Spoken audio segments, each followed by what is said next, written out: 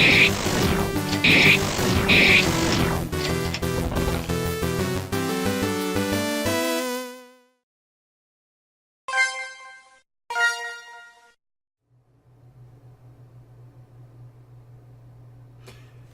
there, everybody. How's it going? So, it took a minute for the camera to do its thing. I'm sorry, I just got out of the shower and I'm kind of just combobulated right now because it's right after work and I have no time to really do much of anything, though. But, going on to the actual topic of the video, I want to throw a quick disclaimer as well. Most of the second half of this video is more for people that are very in tune with my channel, just to keep up to date with things.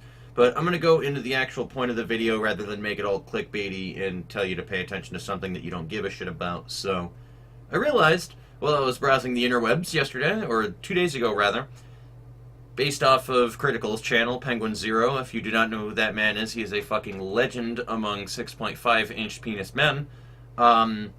This dude put up a fucking video recently. That was a cat that jumped up onto my bed. Put up a video recently, and I couldn't tell if he was trolling everybody or not, because you never really can tell with Critical anyway if he was trolling people about an Undertale 2. And I did enough research, and surely enough, it is confirmed Toby Fox just fucking released on the 30th or the 31st of October. He doesn't call it a sequel, but a second game that is part of the whole Undertale shit going on. So I will be playing that on the channel probably starting tomorrow. That is the earliest that I can do a recording. I cannot today. I have been absolutely swamped with doing shit immediately after work this week. I'm sorry, but I will immediately be getting on playing that, and hopefully we will have footage up immediately tomorrow as soon as I am possibly able to do it. But yeah, Deltarune, and it looks good. It looks pretty decent. The name, just a couple of things that I've pointed out, or that I've seen so far of the really quick look at it anyway, is first off, if you can't tell, if you're not very left-brain thinker and you're like me, where you don't really think outside of the box and immediately point out like stuff that...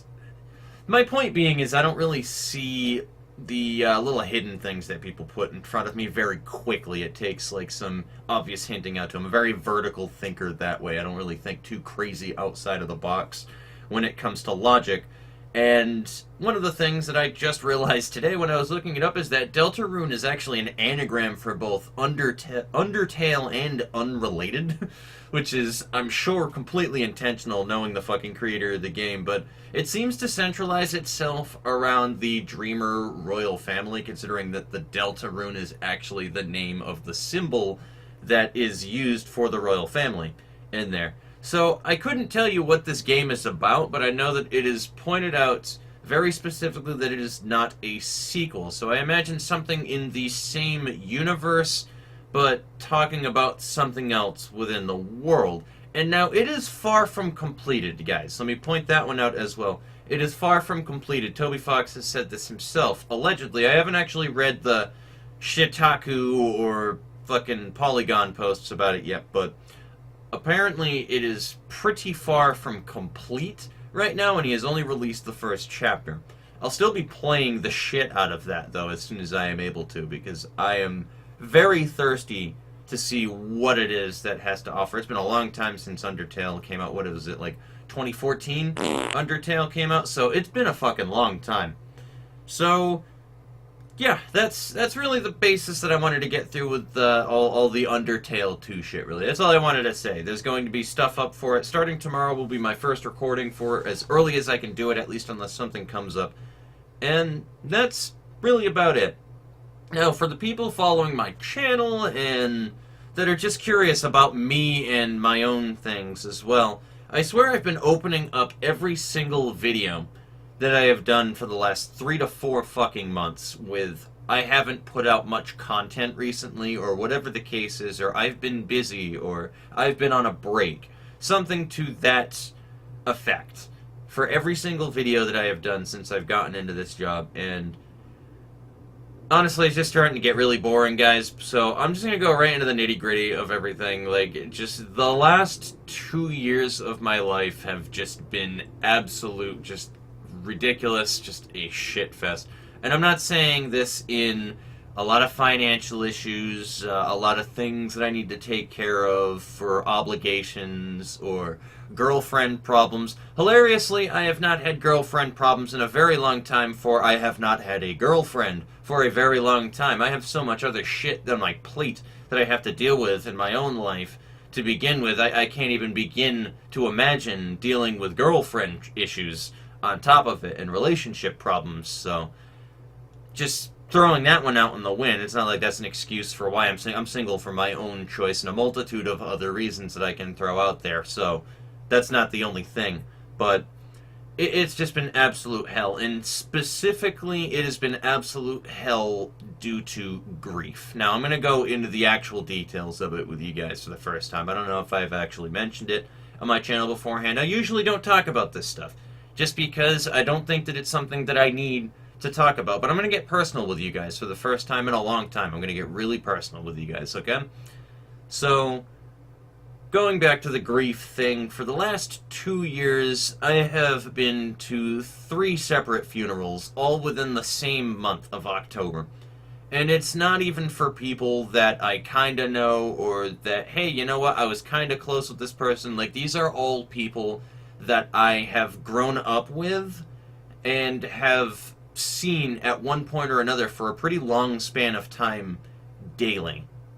So these are all people that are incredibly close to me, starting with my grandfather, then immediately following the next year afterwards, basically the closest thing that I would have ever had to a brother was the next person that passed at a really young, untimely age, due to a multitude of things that I won't get into, though that's not being stated at all, because that's not really anything that needs to be anybody's business but my own. My apologies, but there's that, and then immediately afterwards, for this year, as of last week, my best friend on the fucking planet, my best friend, Sebastian, just died, which sucks. I'm still trying to get over it right now, to be honest with you. I've been trying to just keep busy and stay smiling about it, but boy, gee golly, it's really hard to stay happy when the only thing that you've been feeling is grief for 3 fucking years, and you can't get out of the slump of it, because immediately when you start smiling again, life kicks you in the balls with another untimely death that you don't need, you know? So it's just been a really fucking hard week.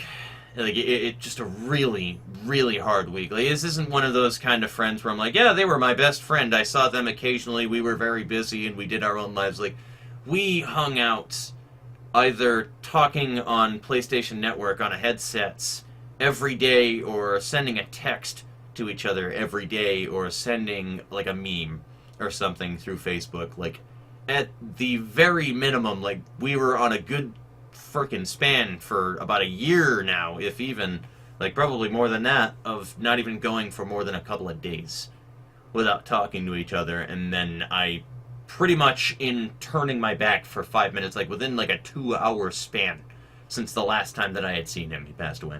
So, and it wasn't anything in particular other than, like, he just plain and simply, apparently it was his time to go, because he just dropped dead.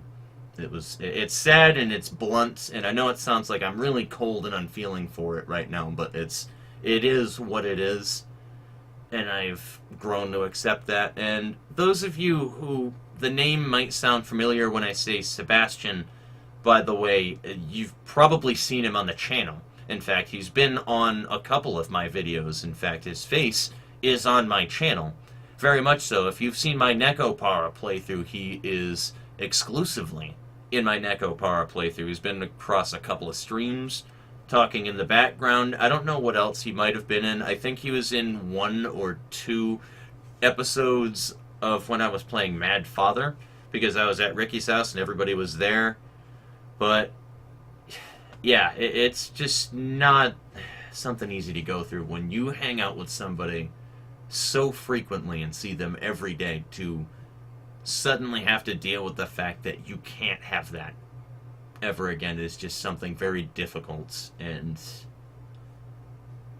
I don't have any more words for it anymore. I'm sorry, I don't know any other ways to expound on it than that. So, when I tell you guys over the last, like, couple of years, it has just been really hard to keep my head in the game for doing Let's Plays, because I really enjoy Let's Play. I definitely enjoy Let's Play, but between the obligations of my daily life, other things that I have to do, stress in general, finding time to do it so I don't feel like I'm squeezing it in with the rest of my life, on top of the grief as well, that just keeps, because as we all know, grief comes in, like, cycles, essentially. It's never just like a constant thing, at least for me. I think everybody experiences it a little bit differently, but I feel like it just comes in cycles, where suddenly you remember something, you see something or whatever that reminds you of somebody who's long gone, and it makes you sad, and you just fall into that depression or that